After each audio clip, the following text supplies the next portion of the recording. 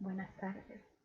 Eh, Continuando con lo que habíamos dejado de tarea, ¿sí? Para esta semana, ¿sí? De la clase anterior, ustedes del ejemplo 2 que habíamos terminado de obtener, ¿cierto? Los estimadores, la recta de regresión, y habíamos dejado la explicación de los parámetros en el contexto de los datos, ¿sí? Para que le dieran una vuelta y lo pudiéramos revisar en nuestra siguiente clase que no hemos podido tener.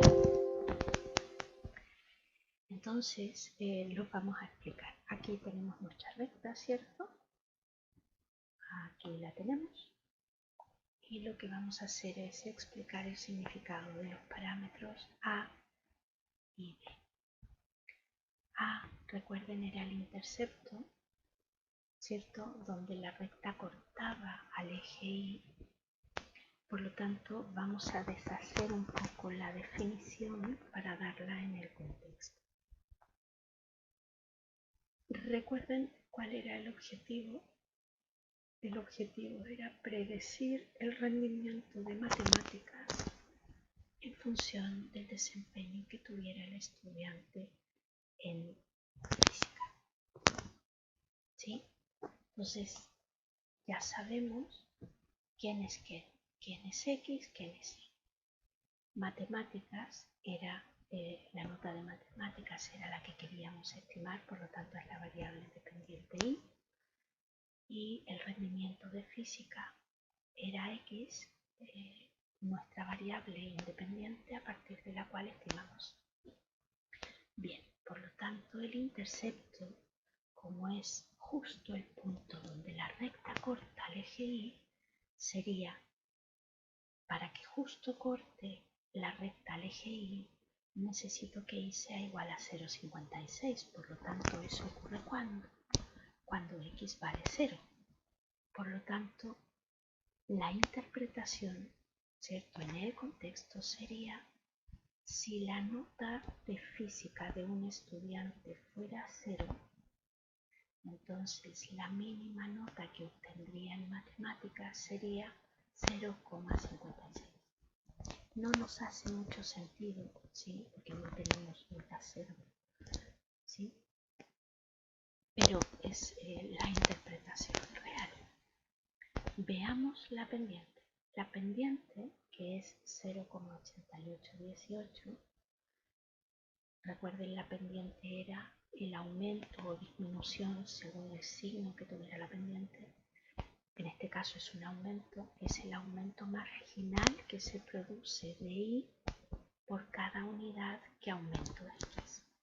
Si lo llevamos al contexto, por cada punto adicional que el estudiante obtiene en física, en matemáticas obtendría un 0,8818. ¿Sí? Por lo tanto, cada punto adicional de física significa un 0,8818 puntos adicionales, ¿cierto?, en su nota.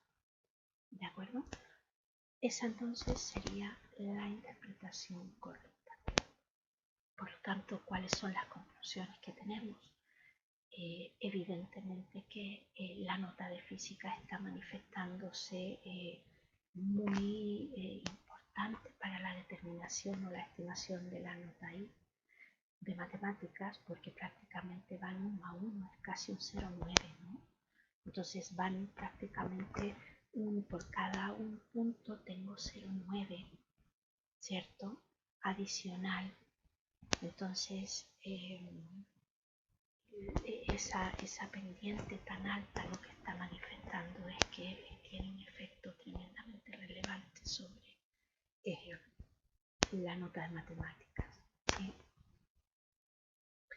Bien, vamos a terminar de ver los últimos conceptos para que tengan tiempo de repasarlos esta semana y paralelamente puedan trabajar en sus trabajos construyendo el instrumento que tenemos por delante, ¿no?, de evaluación de análisis de regresión simple. el concepto que nos quedaba por ver era el concepto de bondad del ajuste del modelo. Este concepto de bondad del ajuste tiene que ver con valorar la capacidad predictiva que tiene ese modelo que hemos encontrado. Es decir, de alguna manera, voy a recurrir al dibujo, de alguna manera, ¿cuál es la capacidad que tiene la recta para explicar esa nube de puntos? ¿Sí? Obviamente que en la medida que la recta recoja más participación de la nube de puntos, va a tener una mayor explicación, va a ser mucho mejor en el proceso predictivo. Y eso dependerá de que la nube de puntos sea más bien homogénea y por lo tanto esos errores sean pequeños, ¿de acuerdo? Entonces, cuando hablamos de la bondad del ajuste, en realidad lo que estamos diciendo es vamos a cuantificar qué tan buena es esa recta para poder explicar el comportamiento de la nube de puntos y por lo tanto explicar el comportamiento de la variable y en función de x, ¿no? Entonces, en el caso de las regresiones lineales simples, que es el caso que nosotros estamos viendo, el indicador que lo hará es el r cuadrado, siendo r cuadrado mayúscula. A este coeficiente se le llama coeficiente de determinación y de alguna manera lo podemos asociar, para el caso simple, insisto, con el cuadrado del coeficiente de correlación. Cuando nos trasladamos al caso múltiple ya no funciona y se debe calcular de otra manera. Por lo tanto, en la medida que este coeficiente de determinación, dado el rango de variación que tiene, que es de 0 a 1, mientras más cercano a 1 esté, mejor será la explicación de la recta, ¿cierto? De esa nube de puntos. Mientras más cercano a 0 esté, peor será la capacidad predictiva y por lo tanto el porcentaje de explicación de esa nube de puntos y de su variabilidad. Entonces vamos al ejemplo 3, que nos pide valorar la capacidad predictiva o la bondad del ajuste del modelo encontrado en el ejemplo número 2, que es el ejemplo que acabamos de ver, ¿no? Si nosotros traemos el coeficiente de correlación que habíamos calculado antes y lo elevamos al cuadrado, podremos obtener el coeficiente de determinación. ¿Se fijan? Por lo tanto, el coeficiente de determinación para el modelo conseguido anteriormente es 0,958. Entonces, si consideramos que el rango de variación de r cuadrado era entre 0 y 1, ya dijimos, entonces nuestro r cuadrado del modelo conseguido está muy cerca de 1, por lo tanto nos indica que la capacidad predictiva del modelo es muy buena. Es decir, se habla que el modelo tiene una bondad del ajuste muy alta, ¿sí? Es decir, su capacidad predictiva es muy buena. Las estimaciones que consigamos con este modelo van a tener un margen de error pequeño, ¿de acuerdo? Entonces esa es la garantía de trabajar con variables que tengan correlaciones muy altas. ¿Por qué? Porque enseguida sabemos que si la correlación es alta, el porcentaje de explicación dado el r cuadrado será muy alto. ¿De acuerdo? A diferencia de si trabajamos con coeficientes de correlación por debajo de 0,6, vamos a estar explicando un porcentaje minoritario de esa variabilidad generada por la nube de puntos, ¿no? Ahora, a partir de aquí, nosotros podríamos, por ejemplo, para tomar alguna idea de lo que estamos hablando, conseguir algunos errores, ¿sí? A partir de los valores obtenidos antes. Entonces me voy a traer las notas originales y lo que vamos a hacer es generar una estimación de algunos errores para que vean en el fondo cómo lo hace el coeficiente de determinación. Lo que hace es de alguna manera recoger los distintos errores, ¿verdad? Y cómo conseguimos los errores haciendo las estimaciones. Entonces, para que puedan visualizar el proceso, vamos a hacer algunos cálculos. Entonces, lo que vamos a calcular son los errores, ¿sí?, de cada uno de los valores de x, y recuerden que cada valor de x reemplazado en la recta nos va a dar una estimación. Entonces, este error, si ustedes se recuerdan,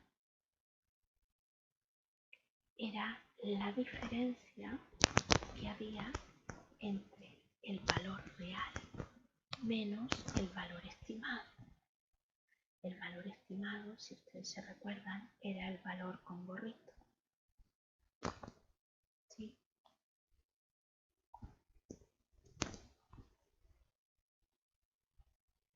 Entonces,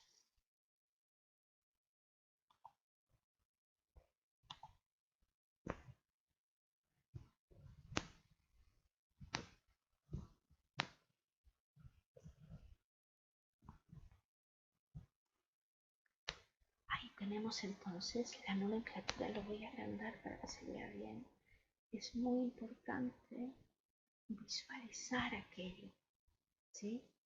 Recuerden, el error era el valor real menos el valor estimado, es la diferencia.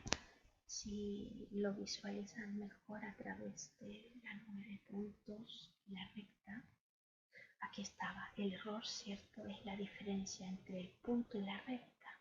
El punto es el valor real y la recta, el valor de la recta, es el valor de x reemplazado en el modelo.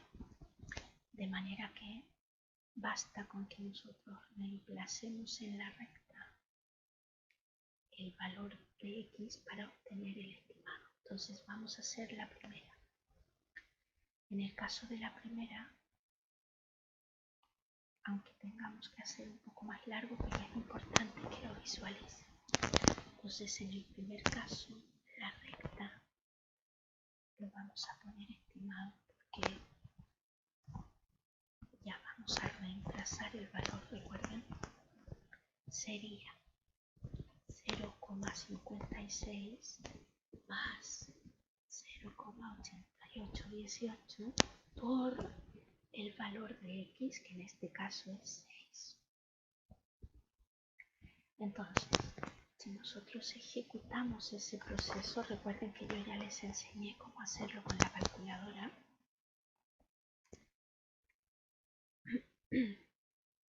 Un segundo, yo todavía lo tengo en la calculadora, lo voy a ir reemplazando. Entonces 6, recuerden que simplemente tienen que ir al gorrito de la calculadora, me da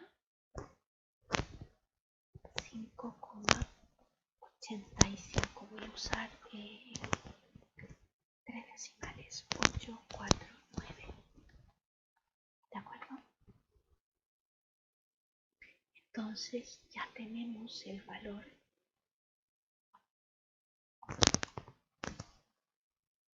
Un segundo, vamos a hacer una columna adicional.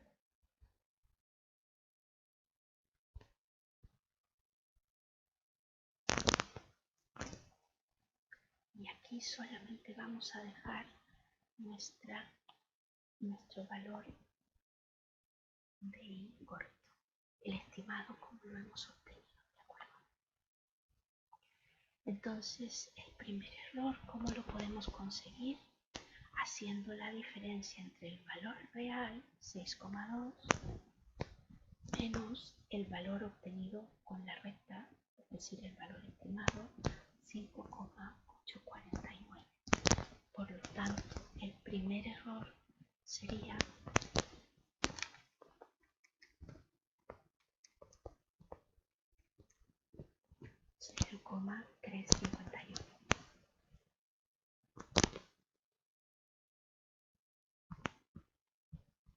Veamos el segundo. Vamos a reemplazar, es la misma recta, solo que ahora va a cambiar el valor de y.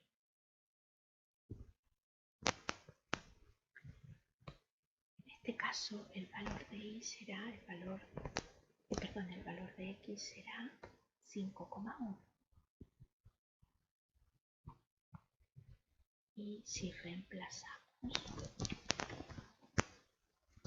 5,1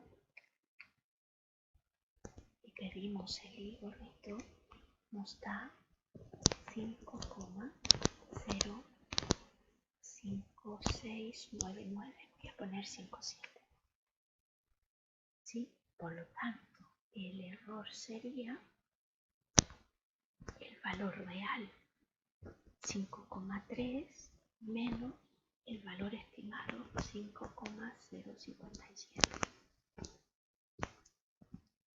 Por lo tanto,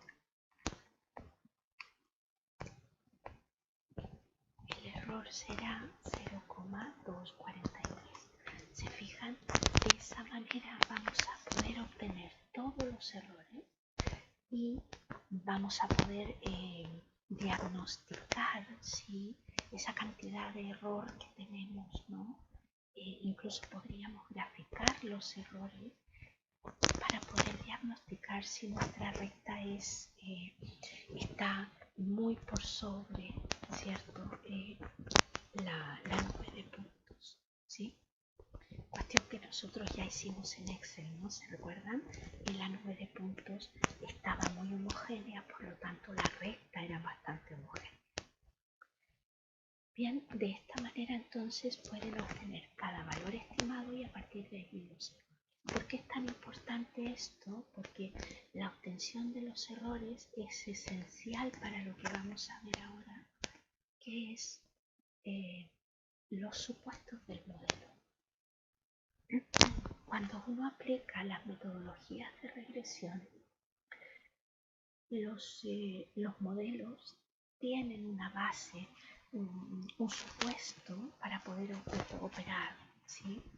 Esos supuestos son 4 y partimos de la base que los datos tienen esos 4 rasgos, esas 4 características para poder ejecutar todo lo que nosotros hemos hecho con ese modelo, ¿sí? Entonces, vamos a describir cuáles son esos supuestos y cómo los podemos estudiar. El primero se llama de homoscedasticidad. El nombre suena un poco raro, pero en realidad tiene que ver con la regularidad de la dispersión. Es decir, si uno visualiza la nube de puntos, debería tener esta forma. De esta manera, si ustedes se fijan, la nube de puntos se mueve dentro de un rango muy homogéneo de valores. A diferencia de si los datos fueran heterogéneos, pasa esto, ya sea que se abren al final o al inicio. Se fijan, hay un momento de los valores en los que el rango de variación es mucho mayor. Eso genera lo que se llama la heterocedasticidad, es decir, una gran heterogeneidad en el comportamiento de la nube de puntos, ¿sí? Entonces lo que buscamos es una regularidad. El segundo supuesto es la normalidad de los residuos, por eso era importante aprender a obtenerlos para poder luego diagnosticar este supuesto. Hay contrastes de hipótesis que nos ayudan a confirmar esta normalidad, pero como todavía no llegamos a la etapa de inferencia, yo he comentado aquí que podemos alternativamente, hasta que lleguemos a inferencia, hacer el análisis gráfico de los residuos. Como ya sabemos obtenerlos, podemos graficar, podemos hacer un histograma, un gráfico de cajas y diagnosticar la normalidad, ¿no? Porque ya la hemos aprendido, la simetría ya la hemos aprendido en descriptivo. Entonces un poco la normalidad de los residuos habla de esto, es decir, cómo cada residuo se va comportando dentro de un determinado rango de valores que se considera normal. El tercer supuesto habla de la regularidad de los residuos en términos de que su esperanza sea cero, es decir, su promedio. El concepto de esperanza es un concepto que tampoco hemos visto, pero ustedes asocienlo con el promedio. Ahora, ¿por qué esperanza? Porque habla de variables aleatorias que vemos después en probabilidades. Pero ustedes asocienlo de momento con el promedio. Entonces, ¿qué es lo que se nos pide? Que el promedio de los residuos sea cero. Por lo tanto, como ya sabemos calcular los residuos, bastaría con que podamos hacer el promedio de esos residuos y que nos dé un valor muy cercano a cero. Y por último, el cuarto supuesto habla de la independencia de los residuos. Esa independencia se puede diagnosticar a través de un contraste de hipótesis que, como he dicho ya, todavía no llegamos ahí, por lo tanto, vamos a alternativamente a hacerlo a través de conclusiones que se pueden obtener del diagrama de dispersión. ¿Qué tenemos que mirar del diagrama de dispersión? Voy a volver al diagrama de dispersión que hicimos al principio de este ejemplo. ¿Sí? Lo habíamos hecho en Excel, denme un segundo. Aquí estaba. ¿Sí? Entonces, ¿qué es lo que uno esperaría? Si realmente hay una independencia de los residuos, quiere decir que, o independencia de las observaciones, esta nube de puntos no tiene una secuencia, no tiene una estructura. Imagínense que la nube de puntos tuviera una forma estructurada, siguiera una determinada secuencia. Indicaría que hay una relación de dependencia de una observación con respecto a otra. Se fijan que, por ejemplo, aquí yo no podría diagnosticar si esta es la primera, la segunda o la tercera. Probablemente, fíjense, el 6266, que es este, es la primera observación. No está al principio, está prácticamente al final. Y fíjense en este otro punto, que sería el sexto, que está también al final. Entonces, se fijan, no hay una secuencia, no hay un orden, por lo tanto no hay una relación de dependencia entre una observación y otra.